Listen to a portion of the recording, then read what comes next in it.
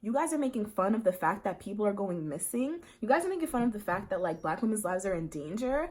Like, what, like, where do we draw the line? Where's the buck? Like, where does it end? Like, really, seriously, truly, like, where does it end? And I know that like we have this weird thing in our community where we think that we have to laugh through all of the pain, and that's not true. Sometimes we actually have to do something.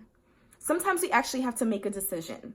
Sometimes we actually have to stop when our friends around us are saying certain things, acting certain ways, and say, no, that's fucked up, and that leads to these sorts of things happening. When will that happen? I'll wait. Hey everyone, welcome back to my channel. It's Monet, aka Political Bae, and I'm very excited to be back here for a consecutive Sunday in a row. Yay for me.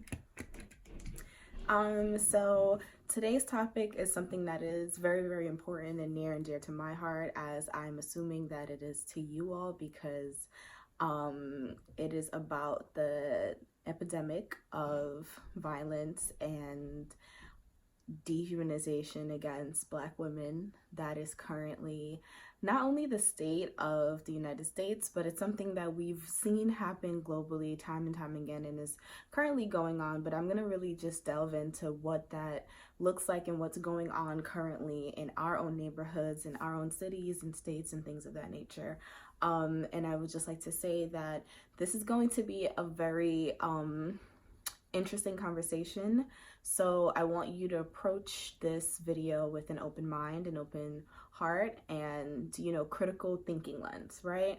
I'm going to be talking about not only how, you know, the state of, you know, the dichotomy that is being Black and woman is like very much so dangerous in a country that is built on and survives on white supremacy, but also how our own communities and how our own daily interactions and relationships within the Black community play into that danger. So if you're not ready for the truth of this conversation, if you are not ready to sort of face your toxicities, probably as a male or also as a woman who upholds the misogyny and patriarchy, then, you know, I would say keep watching, but if you're a punk, you can click out now. So there is an estimated 75,000 Black women and girls that are currently missing in the United States. And not only is this obviously and, you know, rightfully frustrating to the families involved, it's also something that is seemingly, you know, something that's stumping law enforcement. And I think that it's time that, you know, everyone that sort of has a platform decides and takes the reign to talk about these sorts of things, because at this point, I mean, we know that human trafficking and kidnapping is one of those atrocities that is just a part of our society. But at the rate at which Black women and girls are going missing, we should all be alarmed, right? Like, we have to also remember that Black people in general only make up about 12 maybe % of the United States. So when we see this number, like, I for one am alarmed as a Black woman, as someone who is, you know, in a community filled with Black women. We're 50% in the community, and I don't think that we are doing enough to ring the alarms, ring the bells, and really go in about what is causing this sort of thing, right? So one, I think we should all assume and know that this is something that's human trafficking. And I think that we should all, you know, also take into account that although it can be human trafficking, it can also be close relationships in which Black women are losing their lives over, and what that looks like, right? Because that also plays into the larger structure of why, you know, 75,000 Black women can go missing and no one is seeming to bat an eye.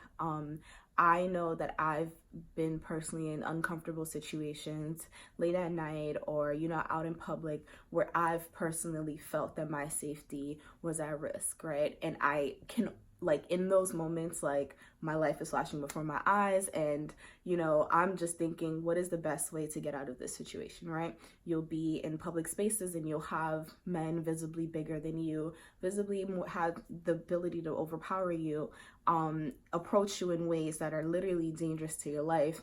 And then you have these same sorts of men, you know, crying out saying, you know, why are you running away from me? Why are you doing this? Why are you looking at me crazy? Why are you on the phone when I'm just trying to X, Y, and Z? And I don't think you guys understand necessarily how frightening it is, because at this point, we don't know who is who, right? When I say men are trash, or when I say, you know, like we need to have work done in the community, I'm very serious about this, and I'm not afraid of hurting the feelings of Black men, when the reality is Black women are dying, you know, at enormous rates, at which like we are seeing no clear end to, right? As Eldridge Cleaver, who was a Black Panther, in his memoir, Souls on Ice, which I'll probably link below, he literally talks about how he became a serial rapist and a serial, you know, kidnapper. And he says in that book that he chose Black women to practice on because he knew no one would give a fuck, right? And we're talking about the renowned, well-respected civil rights activist, Eldridge Cleaver, you know, and that has never tarnished his legacy. It's never canceled him. It's never done any of these things. So like, we really have to start thinking about what is the value and the worth of Black women. We have, what is this man's name? I believe his name is, I want to say, we have Samuel Little, who has just been captured as a serial killer, and he verbatim told the FBI that his targets, his victims, were Black women because he knew that no one would give a fuck. And that's a testament to how we're treated in society and where we are in the totem pole today, right? And it's frustrating, it's sad, it's scary to know that I can be doing everything right in this world. I can be being the best human, and I guess that this is non-unique to life in general, but it's really scary to know that I can be, you know, just simply coming home from work or going to the gym or going X, Y, and Z, and my life can be taken away from me. My livelihood can be snatched away. My freedom can be snatched away. And there's really nothing anyone can do about it because we are not protecting our, you know, our community. And that goes for the Black men that subscribe to the notions that, you know, push forward this sort of thing. And an example of that is like when the activist from Louisiana, who's been, I'm forgetting her name, but I'm going to post it, was murdered, and everyone thought it was white supremacists.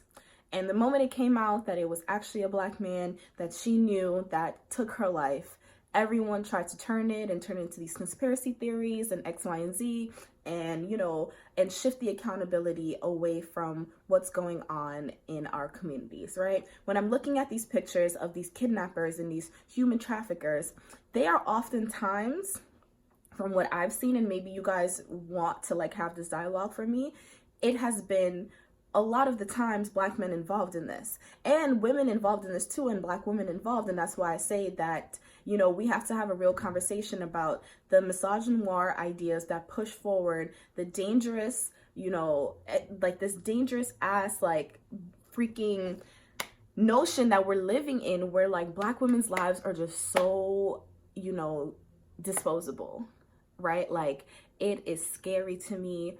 And it's so frightening to me that I feel powerless, and I feel like there's nothing that I can do about this. I have a little sister, I have cousins, I have family members. Anytime someone calls me and it's more than 2 missed calls, like, I'm losing my shits because I'm thinking that something might have happened. You know what I mean?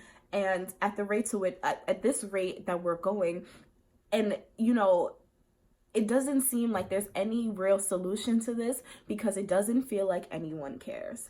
And I take personal measures to sort of ensure my safety and try to like be as aware as I can. But what is that up against like someone who's like 3 times my size, right? Like, what, like, where do we start and end here? You know, like, I know when I'm taking Ubers or if I'm working late and stuff like that, I know I'm sitting behind the driver. I know I'm being aware. I know that like I'm always thinking about a way to get out just in case something does happen to me. And it's like so sick that like we literally have to go through this over and over and over and go on and act like this.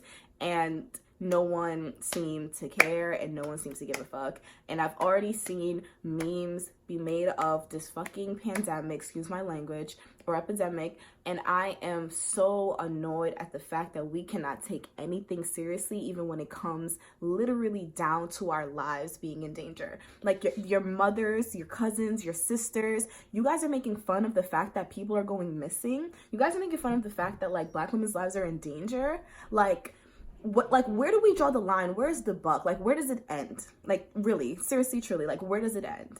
And I know that like we have this weird thing in our community where we think that we have to laugh through all of the pain, and that's not true. Sometimes we actually have to do something. Sometimes we actually have to make a decision. Sometimes we actually have to stop when our friends around us are saying certain things, acting certain ways, and say, no, that's fucked up, and that leads to these sorts of things happening. When will that happen? I'll wait.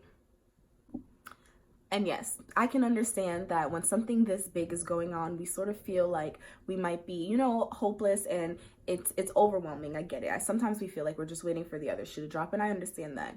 But what I'm saying is that there are people out here doing real work that we should be supporting. There are measures that we can take, awarenesses that we can bring to this situation that can somehow help in some way. I'm not sure of the answer, but what I'm saying is that we need to be raising the alarms and like literally screaming from the top of our buildings, right? Like, I was fortunate enough to go to Black Girls Rock, I believe in 2017, and the women that were honored there were Natalie and Derrica Wilson, who've worked diligently to create an organization that is literally addressing this issue, and they've been addressing it and doing the work of like bringing real attention to this for a few years now, when we did sort of realize that we are disproportionately going missing and being trafficked at rates that are really ridiculous. And it's something that we really need to be paying attention to. Another thing that's grinding my gears about this entire situation is this weird and ridiculous narrative that Black women's bodies are being trafficked to get their wombs for trans women. Are y'all stupid? Are y'all dumb? Like, do you guys read? Do you pick up a book? Do you guys like, and you know, like usually I won't even talk like this when it comes to people being uneducated, but at a certain point, it's like, it's frustrating, right? Because like when you're spreading these sorts of things about a community that is literally dying, and the Black folks in that community are dying at disproportionate rates, like about 2 or 3 trans women die in a month, and there's only so many of them that are actually existing in society, and this is the narrative y'all want to spread? This shit is ridiculous. Like, are you guys serious right now? It's so ridiculous. And if you understand anything about the lives of trans women, you would know that like, who can even afford to have a freaking womb implanted into them? Like, how is that, like, come on, common sense. Like, where is it? Where are we? Like, what, like, where do we find them? And, you know, like, this shit is just, it's so ridiculous. It's like, you have these silly ass myths. We're not paying attention to the issues. People are making jokes about it. And it's like, where does the buck stop? Where do we draw the line? Where do we go? Where do we stop? Where do we exist? So what I'm going to do, since I'm going to use my itty bitty platform to go ahead and bring this sort of awareness, I would like you all to join me in spreading awareness when it comes to Black women being missing and trafficked at alarming rates, right? If you guys have any tips, if you have any warning signs, drop them below. Find me on Instagram at @MonetWhoElse. I will post them. If you have anything you need me to share, like, let me know, because at this point, I'm terrified. I'm sure a lot of folks are terrified, and I don't think that we should move in fear, but we should move in awareness. And I'm gonna leave it at that. Thank you guys for watching the video. I know that this is a lot more irate than I usually am, but it's because I am truly, truly alarmed and passionate about this sort of epidemic that's going on. And it's like, we don't know where to turn. We're not sure who to look to. So as usual, it's going to be on Black women to help ourselves, and it's going to be on Black women to ring the alarms, and it's going to be on Black women like Natalie and Derrica Wilson, who are doing the work to sort of help ourselves and our community. And that's it for me here.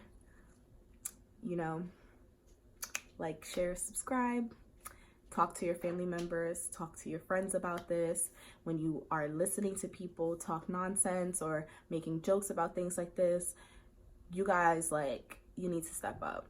Like, folks need to step up. Enough is enough.